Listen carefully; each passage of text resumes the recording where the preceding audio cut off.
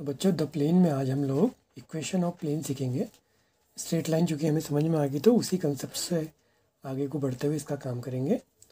Plane actually में क्या है, आप इसको सिंपल ऐसे समझिए।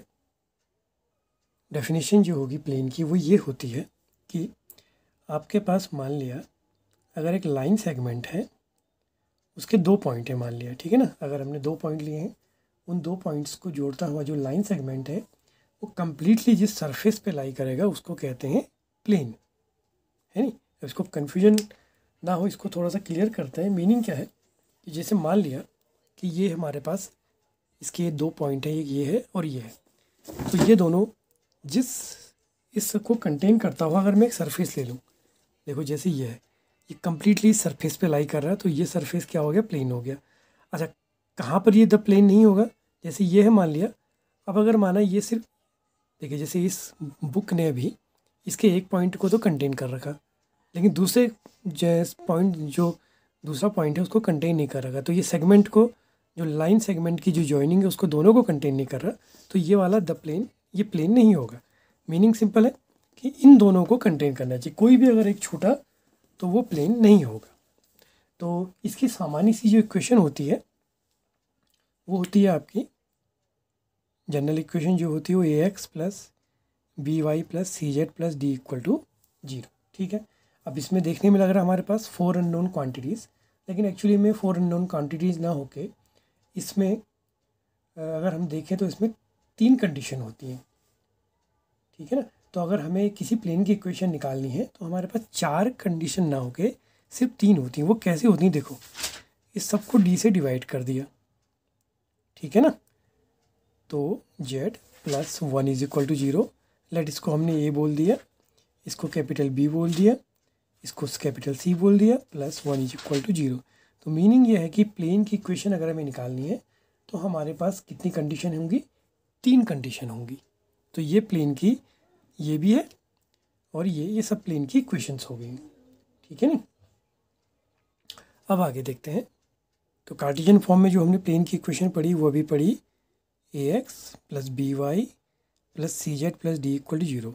अब अगर हमें एक प्लेन की इक्वेशन निकालनी है, लेट मान लिया कि ये एक प्लेन है जो एक पॉइंट x1, y1 और z1 से पास आउट हो रहा है, तो ये तो जनरल इक्वेशन होगी, ये इस पॉइंट से पास होगा, तो A x1 B Y one C z1 plus D equal to zero, दोनों को सब्ट्रैक्ट कर दें तो ए क्या बचेगा, x minus x1, B common आता है y माइनस y1, सी कॉमन आया z माइनस z1 और डी से डी कट के जीरो आ गया। तो ये तो होगी equation of A line passing through a given point. इसी तरह से आपके पास दो पॉइंट होंगे तो कोई दिक्कत नहीं, आप उसमें अगला पॉइंट को फिर सेटिस्फाई कर लीजिए x2, इस क्रम में ये चलता जाएगा। तीन भी हो सकते हैं तो ये निकलते जाएंगे।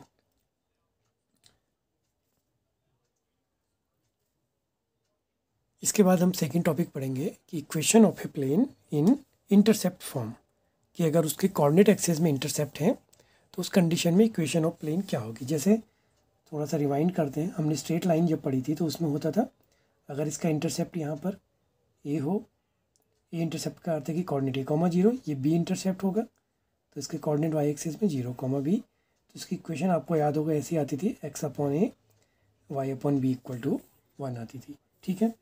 तो इसी तरह से अब की बार प्लेन है, प्लेन चूँकि 3D में है तो उसकी इक्वेशन क्या होगी उसको समझते हैं।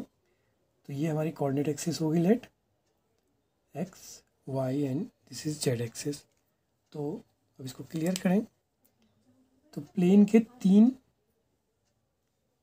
इंटरसेप्ट होंगे, this is first, second and third, तीन पॉइंट पर इसका इंटरसेप्ट हो गया।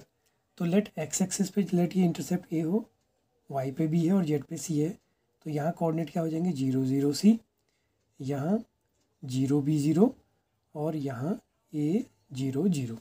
तो करना कुछ नहीं है आपको, जैसे प्लेन की इक्वेशन हमें पता था कि किसी एक गिवन पॉइंट से जब कोई प्लेन पास हो रहा है तो इसकी इक्वेशन क्या आती थी, A X minus x1 B Y minus y1 C Z minus z1, जो भी हमने इससे पहले टॉपिक में निकाली थी।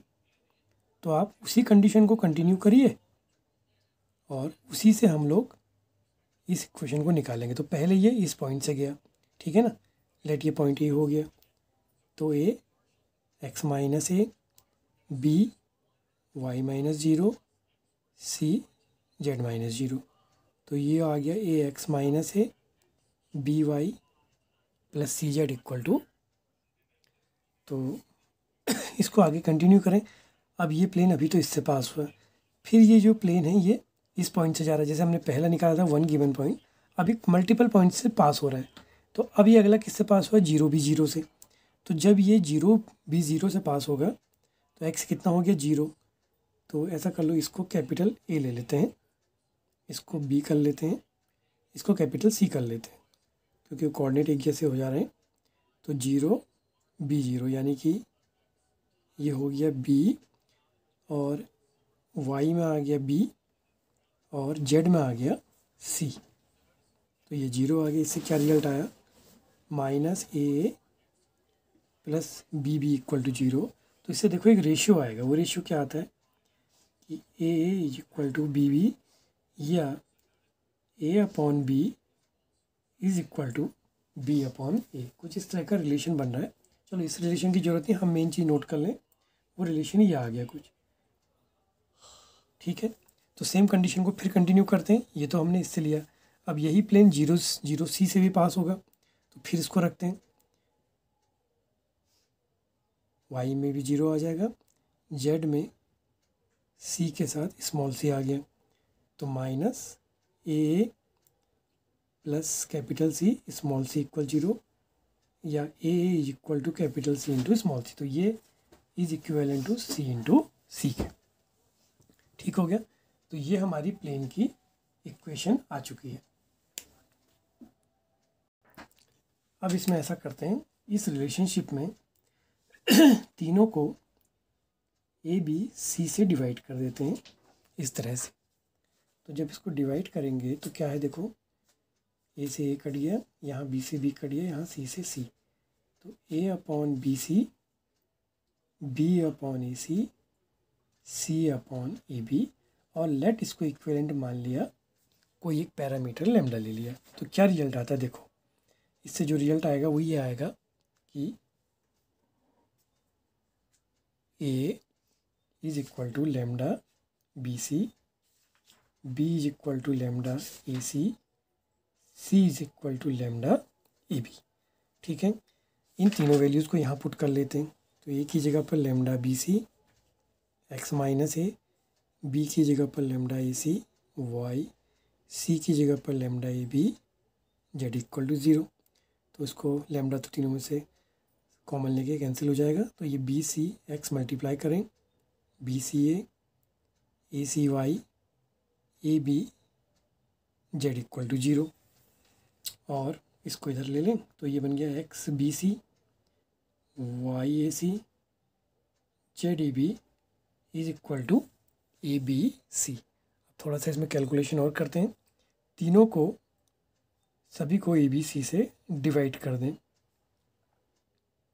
तो B C cancel, A C cancel, A B cancel, यहाँ सभी कैंसिल। तो X upon A plus Y upon B बचा, Z upon C equal to one. तो ये आ गई इक्वेशन ऑफ प्लेन। ये बिल्कुल स्ट्रेट लाइन की तरह एक नया पैरामीटर इसमें जेड भी दिया। तो बच्चों ये तो हमने इक्वेशन ऑफ प्लेन की कुछ इक्वेशन सीखी, दो वाली जो बड़ी इंपॉर्टेंट थी।